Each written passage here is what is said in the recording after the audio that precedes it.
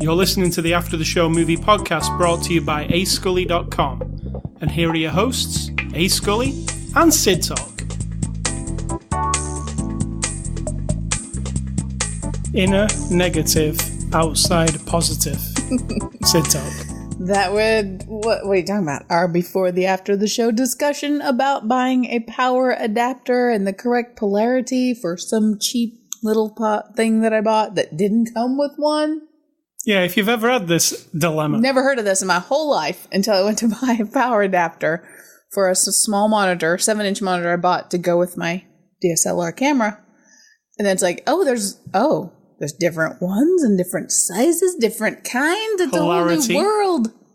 The polarity with the negative and the plus and going into the C or the other way around. Oh my God. Make sure you always buy the right one or otherwise you'll blow your thing up. Even in the description, they're kind enough to say, be sure to buy the right one. Because you put the wrong one in and boom, the magic smoke happens. Yeah. Magic smoke. That's what they call it, magic smoke. That was the before the after the show discussion. So, with all that out of the way, it is the weekend of Saturday, June the 9th, 2018. This is After the Show. We're a weekly podcast. We review movies. And we're on episode 534. This is a movie we're looking at this week. It's called Game Night. It's a 2018 movie. Released on Blu-ray now. You can actually pick this up right now. It's rated R for violence and stuff. Violence and strong language. Violence and stuff. And it's from our friends at Warner Brothers who sent us the Blu-ray for review. And Sid will give you the quick synopsis of Game Night. Married couple. You're not going to like my synopsis. Married couple runs into a tryst with some criminal activity. And in the end, they love each other more. Nice. See, I could apply that to all these kinds of movies. Like Date Night, I believe, was the same principle almost. You know, happily married couple runs into some criminals, and then activities ensue. Horrible bosses. Was that like that? Yeah, had some criminal activity. True, a little heisty. Yep. That's it. I mean, it's just a fun couples friend movie. All right, so Game Night. I didn't see the trailer for this one, I don't think. Did you? No, I don't think I'd ever really heard of it. You know, sometimes with these adult comedies, as I like to call them, they end up being kind of lame. You know what I'm saying? Oh, definitely.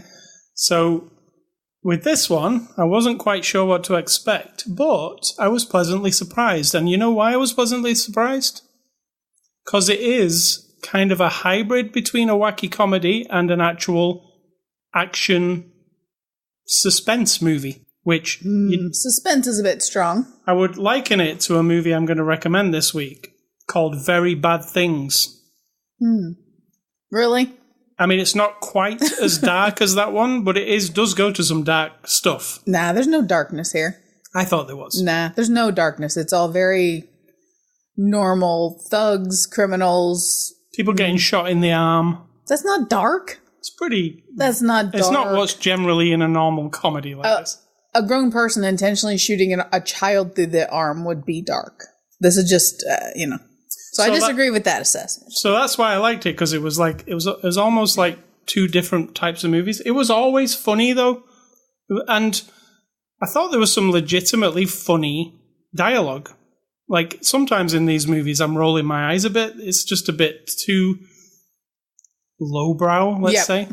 But with this, I think there was some legitimately funny stuff. And it was mostly... Well, actually, there's 3 sets of couples in this movie. And all 3 sets had funny stuff. Nobody was given the short end of the straw. Short end of the straw, is that a word? Is that an expression? Just the end of the straw. Very subjective. Yeah, I think all 3 couples had good input into it. Now, nobody was throwaway to me, anyway. No, and there were different types of couples. And I really enjoyed the couple that consisted of Sarah and Ryan. They were my favourite couple because they were like a new couple and they didn't really know each other properly.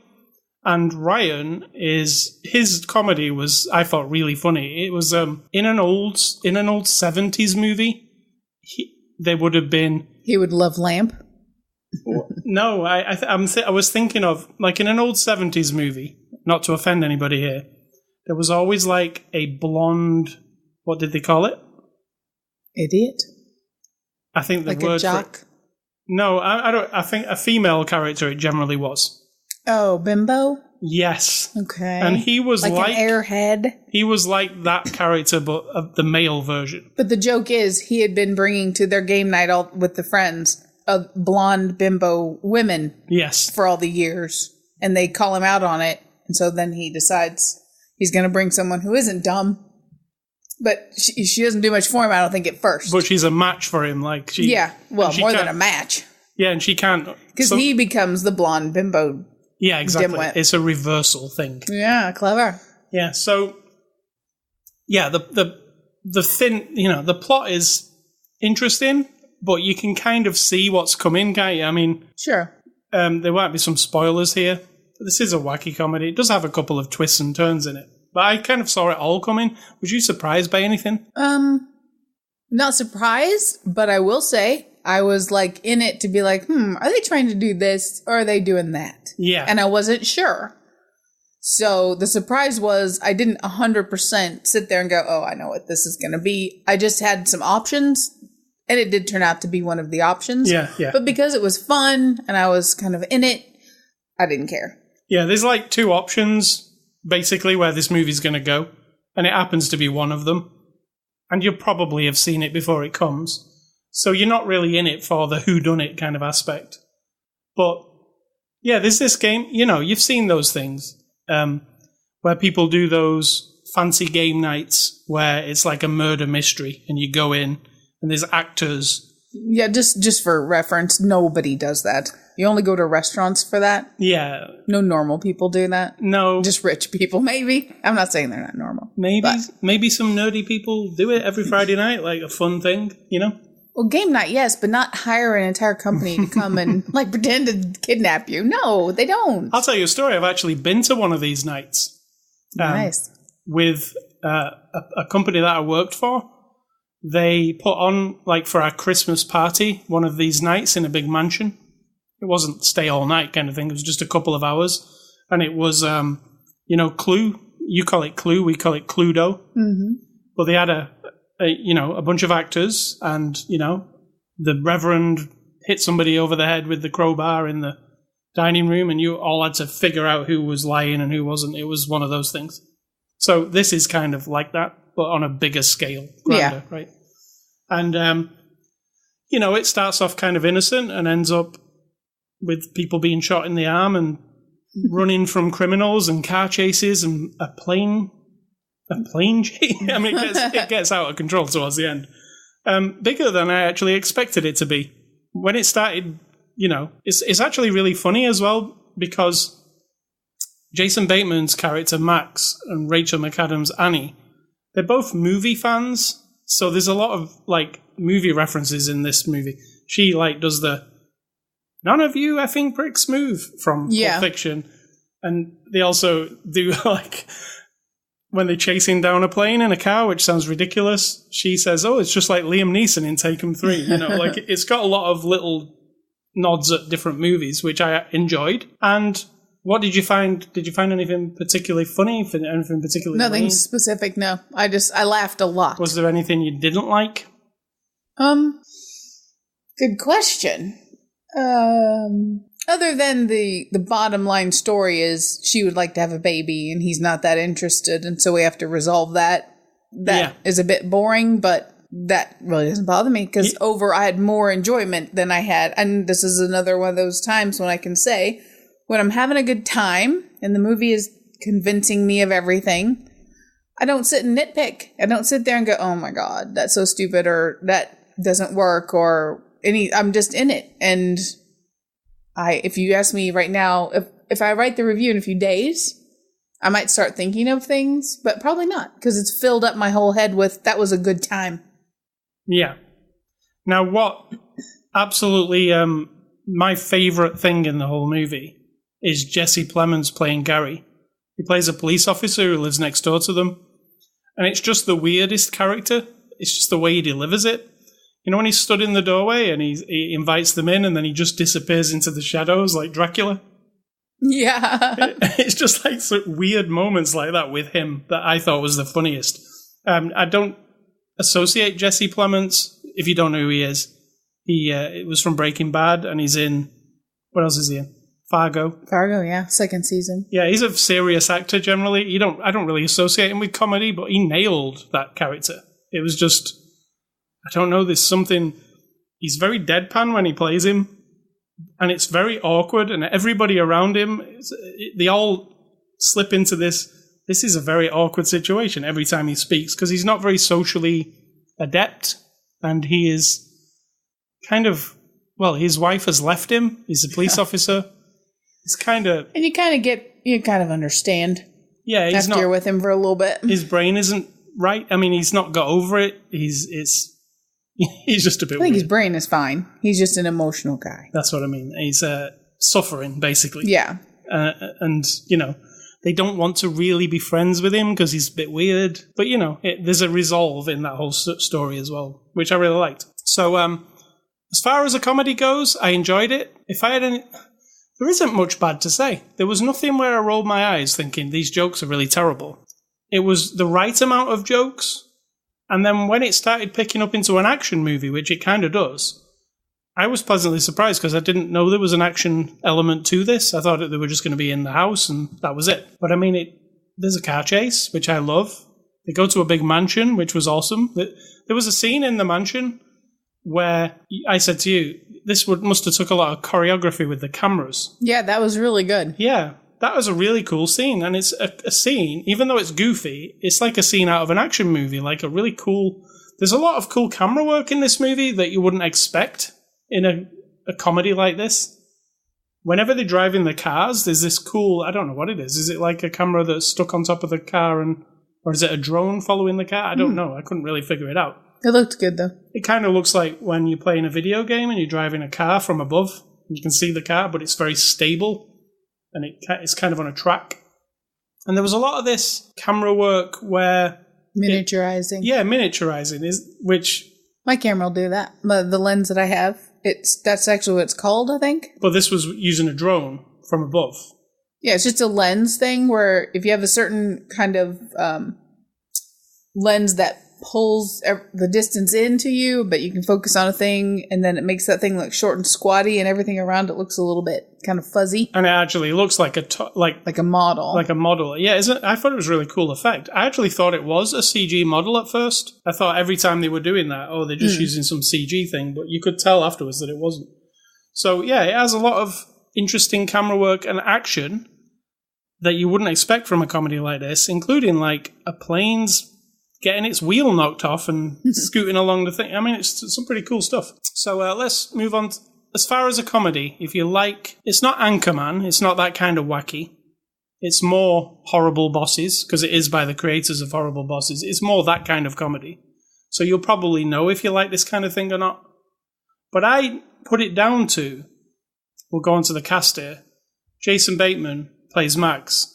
I said to you after the movie had finished, I'm a big fan of Jason Bateman. After watching Ozark on Netflix, I'll watch him in anything. Like, I think he's really excellent. But I did say to you, what you get with Jason Bateman is kind of Jason Bateman, right? You don't. He doesn't seem to be any different to me in anything. Oh. But I don't see that as bad because I really enjoy watching him. I like his delivery. It's very dry. And he's not too over-the-top wacky. You feel like he's sincere. Yeah, very sincere. And I just believe that the characters he plays are actually him, just reading some lines. And that's what people want. They want him, because his personality is fun. But then in Ozark, which is a very serious, dark show, that is a dark show, right? Darker, yeah. I mean, it's like a Breaking Bad style situation. He's not funny in that, but he still delivers it the same way as this guy, So I think he's really excellent, but I was trying to think, is there a Jason Bateman performance where he doesn't really do that same thing? Can you think of one? Not off the top of my head. Even that one where he goes home to grieve with his family. Now, Smoking Aces, he was just weird. So you might think of in that his one. underpants, right? Yeah, in a bunny outfit. That one was just weird, yeah. A bunny costume. But still, he was still Well, he was pretty wacky. dry. Like, yeah. But yeah, there's not, I really enjoy watching him. I think he is definitely a leading man, sells a movie. If he's in a movie, I'm probably likely to be interested because, he doesn't go overboard, but he is quite funny. I just like that dry sense of humor he has, where it's, and so you like him too, right? Yes. Rachel McAdams matches him, I think. She almost plays the female Jason Bateman. She's a bit more goofy than he is. Yeah. But she has that sense, it's the same sense of humor when it's quite clear they're a couple and the sense of humor is the same. They know each other. I really like that, how like they've done these game nights for a long time and they really know each other. When you see them interacting in game nights, they're very competitive. This is one of the hooks of their relationships. They're super competitive, and the game night with the friends is really like, we're gonna win. Yeah. Every single time, and it's a big deal. It's like we're out for blood. And one of the couples even say, this is our favorite time of the whole week. So they all really dig it. It's a very nice bonding thing. I felt convinced. I like the friendships too. Yeah. So Rachel McAdams is really funny. There's some that part where she was having to stitch his arm up. That was hilarious. The part where she was, when they were in the bar, thinking, there's a lot of misunderstandings in this movie. There's a part where they're in a bar with all the bad guys, but they don't believe they're bad guys. They still think that they're actors from this game night.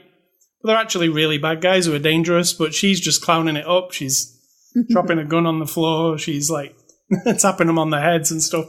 I don't know, really funny. I like her. And we don't see her in comedies much. She's generally pretty serious, right? So I think that's maybe why it worked. Kyle Chandler plays Jason Bateman's brother, Brooks. What did you think of him? He was fine. I mean, I'm pretty neutral on him. I can't think of what else I've seen him in, but something probably very popular that I'm very familiar with. Yeah, I see him as a doctor. He was in a period piece as somebody's father. Oh, he was the father in Manchester by the Sea. Oh, yes, he was. I mean, it didn't last very long. That is true. Spoiler alert. So they're thinking, but he's pretty solid. Yeah. I'm always glad to see him. He's anonymous famous to me. Now someone else might be like, anonymous famous? What's that?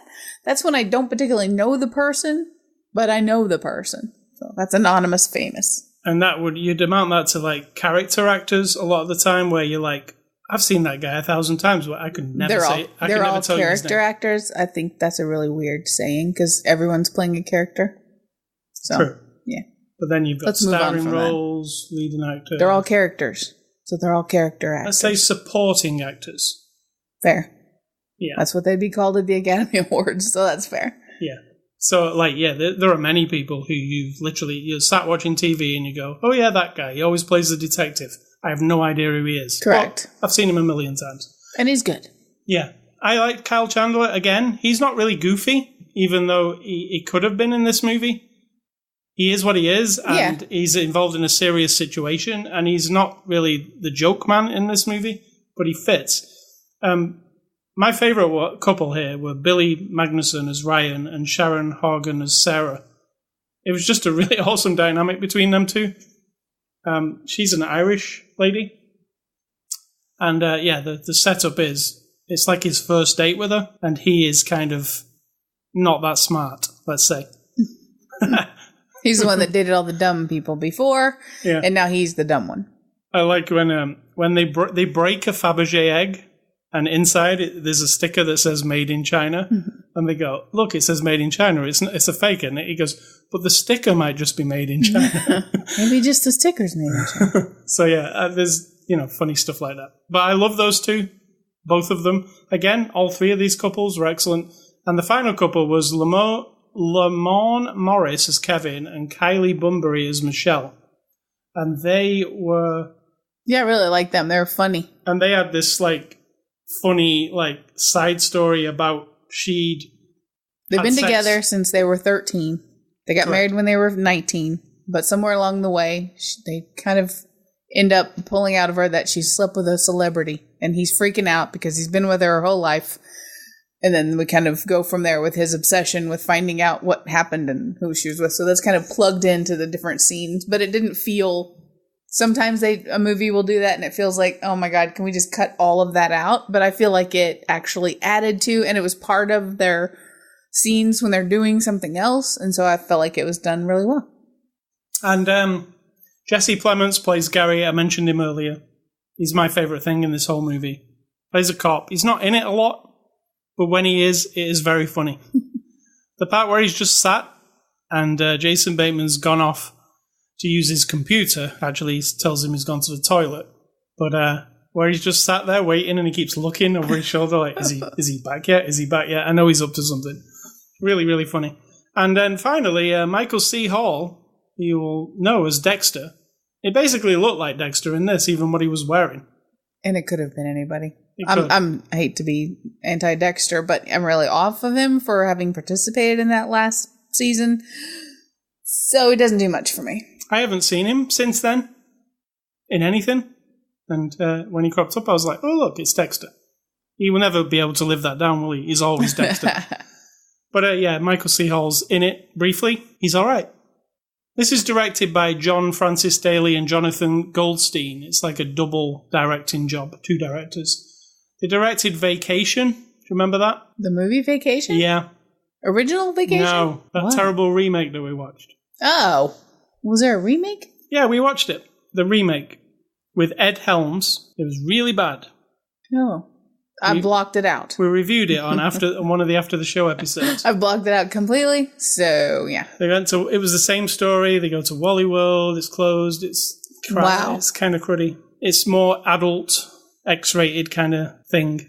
It's not particularly funny. I can't remember. Oh, the mother was Christina Applegate. Okay, it's all coming back to me now. They visited her old campus along the way, and she used to be a bit of a wild girl. Oh, you're right. Oh, yeah, it was not good. Yeah, it was not good. But this is much better than that. And I think this is better because it's not trying to be something else. It's its own thing, game night. It's not a franchise or anything like that. Like Vacation had to kind of live up to that original film. It didn't. Live up, live down. We know it's subjective. But it's clear that towards the end of this movie, they could make another one of these, and if it did really well, they probably will. We know how it goes. Yeah. So, extras on the Blu-ray. It's very, very light on extras. There's an unforgettable evening making game night, and it's the making of game night, and it lasts about 4 minutes, and it really isn't the making of game night. It's just some talking. And then there's a gag reel, which is just extra scenes from the movie where they just fluff up and stuff. It's nothing particularly interesting. There's no commentary. So in extras, I would have to give it a very low rating on the extras. But in conclusion on the movie, Game Night, I highly recommend it. I think it's a cool movie. It is. It's fun. Fun. And there's a cool dog in it. The dog's on the cover. He's almost a star. He's not in it that much. No, not enough to warrant that. No. But it is that scenario with the dog, which I won't say, that is actually quite funny too. Just how it's that kind of old school comedy where things just start to spiral out of control. Like there's it starts off with one little thing and then it gets ridiculously. It's that comedy, isn't it? Some might say the Three Stooges or something, but would you, like it's slapsticky. Yeah. Borderlines occasionally, but because it's blended well. Yeah. And I like the story, except for the baby thing. I think that's a bit blah, but I just think every line and every scene that everybody's interacting with is engaging enough for me. Funny. I laughed like the whole time. I can't remember a time when I wasn't laughing or giggling or just being like, oh my God, in my mind, like that's hilarious. So. And it never goes too far, it doesn't go gross out or anything like that. Like some of these type of movies think they have to. No, it doesn't. Yeah, you know what I mean? It doesn't, I'm trying to think of a scenario in these type of movies where it goes gross out just for the sake of it. Like Bridesmaids where they're shitting in the street. You know what I'm saying? But that was funny. It was, but this doesn't really go there. Let's just put that out. That's funny. Even when they're sewing his arm up, it doesn't go for the gore or anything. It's just funny. Even though he's having a bullet. Well, he's having his arm sewn up. So, I recommend this Game Night. And I am pleasantly surprised because I generally am pretty lukewarm on these kind of comedies. So, thanks to Warner Brothers for letting us review this. And next week's Blu-ray review will be Pacific Rim Uprising, which is the second in the Pacific Rim movies. And if you go back and listen to our Pacific Rim review, we both really loved it. You remember that? Pacific Rim, yeah, I liked it. Yep. Kind of like, well, it's not Godzilla, but it's Kaiju, as they call them, Kaiju, coming out of the sea. And the international forces fighting off these giant monsters. The only thing we didn't particularly like was that Charlie Day character who was really lame in the middle of it. Do you remember? Mm-mm. He was like that really lame, one of those lame characters that we don't like. Like that we collectively don't like. Like in The Three Musketeers. Oh my God. Yeah, that's like the worst. That's the best, worst example. Yeah, well, this guy was literally like that. And we were like, oh my God, please get this guy off the screen. So hopefully he doesn't return. So that's Pacific Rim Uprising. We'll look at that next week. Movie recommendations based on game night. I am going with a movie I mentioned earlier, Very Bad Things. It's from probably, how long ago now? Would you say 20 years ago? Don't know. Almost. You got the whole internet right in front of you. Very Bad Things. It stars, who does it star? Christian Slater? No. Am I wrong? It's the guy from We're All Gonna Die, Man. He's in it, right? We're all gonna die, man. From Aliens. He just died last year. Yeah. In real life. I don't actually have any idea who you're talking about. Yes, you do. He directed stuff.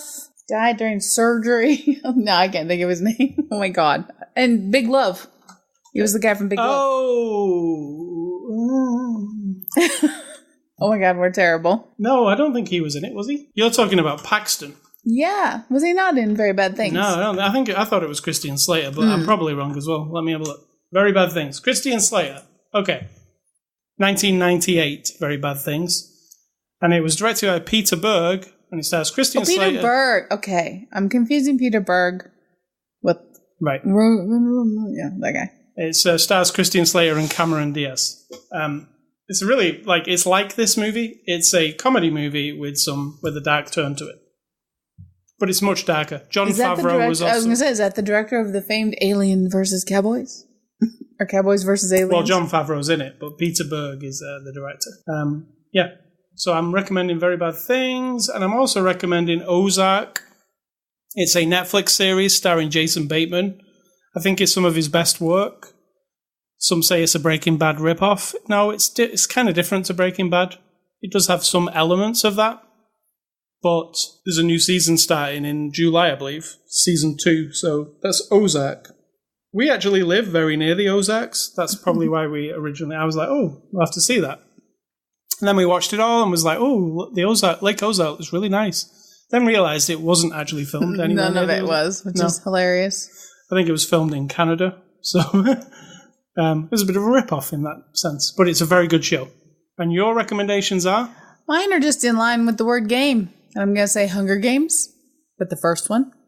And The Game, with Sean Penn and Michael. That's a David Fincher movie. Michael Douglas. See, I'm blocking it all out today. Only because they have the words game in them. Game and games. Out of the Hunger Games, number 2 is my favourite one. Number 1 was all shaky cam. It was shaky cam, but I like the story because it was new. I'd never experienced it before. Number 2, which I believe was called Catching Fire, has the big epic, they're in a bigger kind of environment. I like that one a lot. So, a Scully stuff this week. We've still been playing Detroit Become Human. We're right near the end now. We'll probably finish it today. Nice. I like it. Have your feelings changed since last week? No. Still good. It's like watching a movie. It's not much of a game. If you're a gamer and you pick up a controller to control a person and shoot things and, for that visceral gameplay experience, it is not that. It is a choose-your-own adventure, I would say.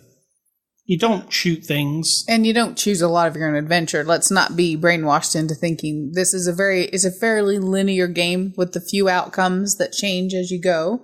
But it isn't roam around. It isn't Red Dead Redemption or GTA. It isn't like that. It's we've already decided all the outcomes and every single thing we tell you to do. Everything pops up and says, click this, touch this, open this, talk to this person. There is no free will or games or puzzles really to figure out or anything. It's just you're along for the story. And yes, some of the choices you make or some of the things you don't notice can change drastically what happens. I don't know if it's going to ultimately be drastic or not, but we'll find out. I think we could have lost one of our main characters last night, but because we played the way we did, we kept them. During the march, let's say. Yeah, true. So yeah, I believe you can lose main character. Well, you can. There's 3 main characters, but you can lose them completely in this game. We have not so far, so we're doing well. So that's Detroit Become Human. It's on the PS4. It's an exclusive by Quantic Dream. I've also I bought a new monitor for my PC recently. I bought one of these new ultra-wide 21:9 monitors, which is, if you don't know what that means, a normal monitor or TV is 16:9, which long means and skinny. The width is 16:9 high. This one's 21 wide and 9 high. So it gives you more width. It's not 9 inches high. No, not inches, units. 20, 21. So how long is it from one end to the other? 34 Not corners. inches. Not corners. That's corners. Right. It's a 34-inch monitor, so I don't know what.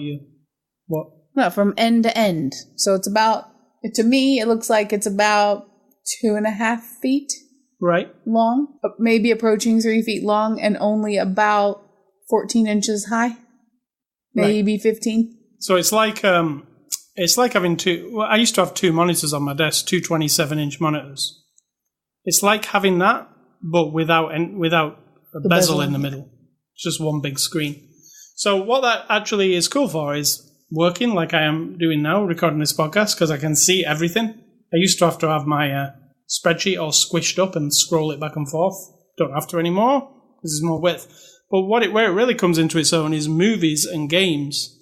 So I've been playing, it's an older game from last year called Dirt 4. It's a rally game, but they have 21:9 support fully in it.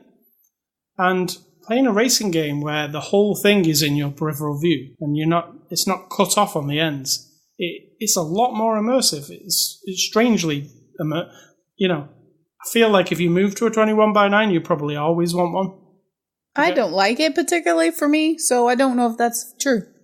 I like the bend in the middle of my 2 monitors, so I can turn to one and everything isn't pushed over there where I feel like I have. And I like the whole of one in front of me and the other to my immediate right that's kind of slanted in at about a 40-degree angle or whatever. Now I came off having a 40-inch television on my desk. Yeah, that was a big one. Which there was some things wrong with that scenario, and I would never probably go back to that because, one, it was a TV, so it never went to sleep unless you turned it off, which was annoying because TVs don't understand PCs. So when a PC stops outputting the picture, the TV just shows you a blue screen and just sits there. I hated that, so it never went off and sometimes I forgot and it was just on all the time. And the other thing was, when you have a 40-inch TV, really close in front of you on a desk, it gives you a neck ache.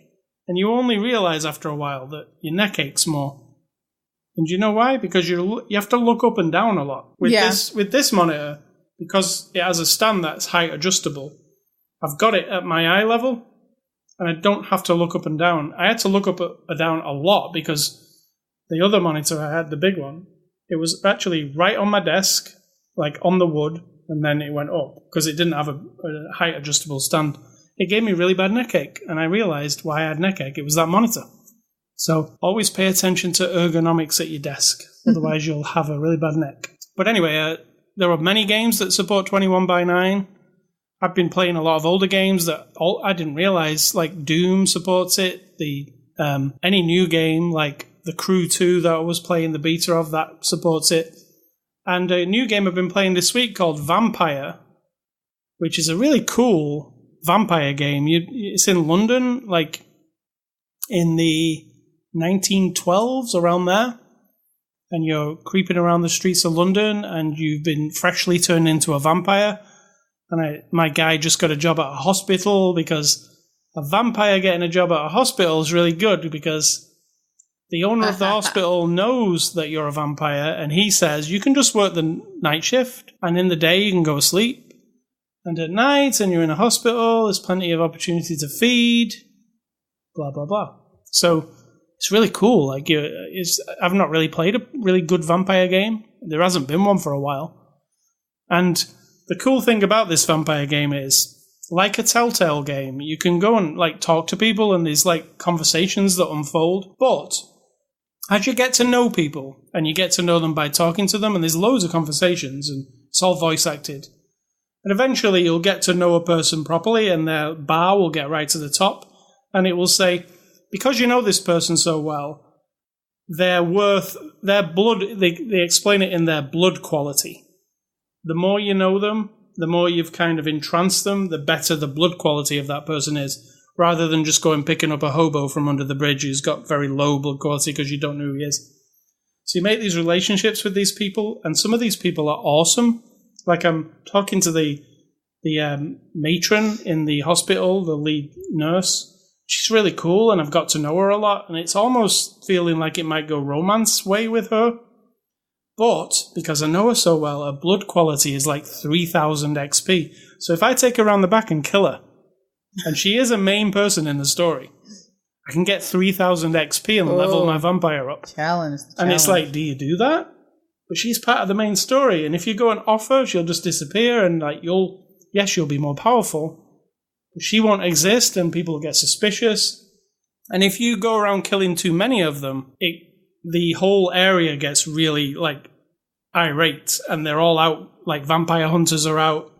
People in the street are yelling like, "We don't want vampires around here." It gets really ugly for you. So it's like this balance: do I kill people? Don't I? I guess that's the dilemma that a vampire has, right? They're trying to emulate that. Do you kill your best friend because he's got really high blood quality? Or do you just carry on being friends with him and don't drink his blood? I think that's an easy answer, but if you're struggling with it, that says a lot about you. So yeah, it's really cool. Like, I find it really cool how anybody in the game is anybody. Even people who are giving you the main storylines. If you want to just go in their office and eat them, you can. So I don't think I've ever seen that done in a game. It's really cool. So, Sid Talk, what is for dinner? Tonight is going to be eggs, toast, and beans. Very good. And maybe some corn stuff. I don't know. That sounds very British. Yeah. With some, this sounds really good and hearty. British people eat baked beans on toast. It's not really an American thing. No. No. That's it for supper. And your advice. Advice? I forget what I thought of. Okay, here we go. Forget about searching for the meaning of life. Let being alive mean something to you and the people who matter to you. And that's it. Like, there's no, I don't believe in any big, it's just a constant flow of bullshit these days about purpose and paths and like, path that's been laid down and there's a plan and all this other shit. And I'm not trying to offend you if you believe in all that, but it's just it's not real. It's like hoping upon something that isn't really there just to make you feel better, which is fine. If you cope with life better. But in reality, there is nothing beyond your life. It's a big rock and some science happening all around us and a universe. And if I need to keep going beyond all the people in my life, past all the things that I can do, beyond the life I'm living, to find meaning, to reflect back on and make my life important, then I'm just kind of arrogant, because I want the whole universe to justify my existence, which I think is stupid. And you're not doing anything. The meaning to me, meaning or mattering or a moment meaning something, is that right now it means something to me that you and I are doing this podcast. I love you. We're married. We've been married a long time. This is our conversation about movies, which we both love, which basically brought us together. And in this moment, this means something. And if I zoom out just enough, that means that I want to continue being married to you and sharing moments with you. And I zoom out even more, you're part of our family. You're part of like my goals of having a home and behaviors that, that matter as far as loving you and making our relationship good and not being a dickhead, right? So it's like, go outside of my little bubble and try to find meaning. It isn't there. Like, it doesn't exist. And I even make it up when I say that you and our marriage means anything. Like, humans made it up. Yeah. Marriage is just a promise, a legal promise to each other, and yet it's just the time we're spending in our life or sharing in our lives between the time we're born and then we die. And that's what matters. If I had to look beyond myself and the people that I care about, which they are the reflection of the meaning in my life. I'm nothing without everyone around me, like you. We're not anything unless there's someone there that we care about to make this loop of, making every day feel like need to go on to the next day and the next day because it's important and we matter to each other. That's it. So if you keep trying to search everywhere else, and I'm not saying that you give my life meaning, because you don't. Thanks. Finding you didn't give my whole life meaning or anything. It's just that because we've built this relationship, and I have relationships with my best friends who I've been best friends with all my life almost, and my siblings and my mother, and having somewhat repaired relationship with my father before he died, and that gives meaning to that little section of my life, and then that's it. It's isolated, and then it's my relationship with my nieces are very important, and my nephew, who's basically raised in our house half of his whole 21 years of his life. If I go outside of that, then all of that seems meaningless. Like, none of that seems to matter. If something big and important and dramatic and fantastic and, spiritual isn't out there beyond to say, yep, it matters that you love each other, or whatever love is, that you have your lives together. No, you don't need that. I don't need that. And if you think you're supposed to have it, but you don't get that vibe in life, and you feel like you're the wrong one because you're like me. You're just like, I just like living. Isn't that enough for everybody? Don't let everybody bully you into thinking there has to be something else in your mind, because it isn't. Just make this matter.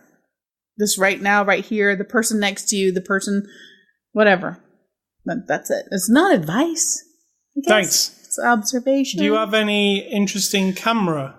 You're into cameras and photography? I'm newly into learning some photography so I can do a wedding. And not just the wedding. I'm deciding now, when I retire in about 5 years, that I could actually be good at, I'm artistic-y anyway from my whole life.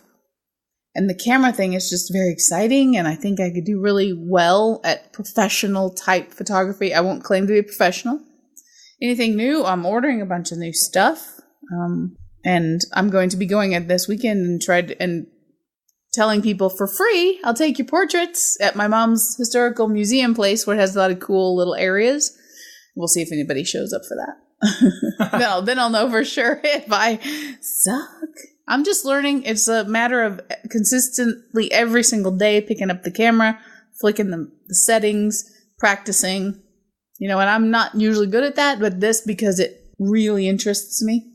Well, like you said the other day, you like drawing as well, but there's a whole process to drawing. Yeah. But you can pick up your camera and make some stuff in seconds. Yeah, photography is more immediate, whereas I can sit down and draw a picture, which I love. I love the process of drawing. It's just that I know if I'm going to start in the morning drawing a picture, or if I decide to do a painting, which I haven't done many, that's like weeks of investment, because I'm slow and I enjoy it. But at the end of it, I get the one picture. This, I can go out.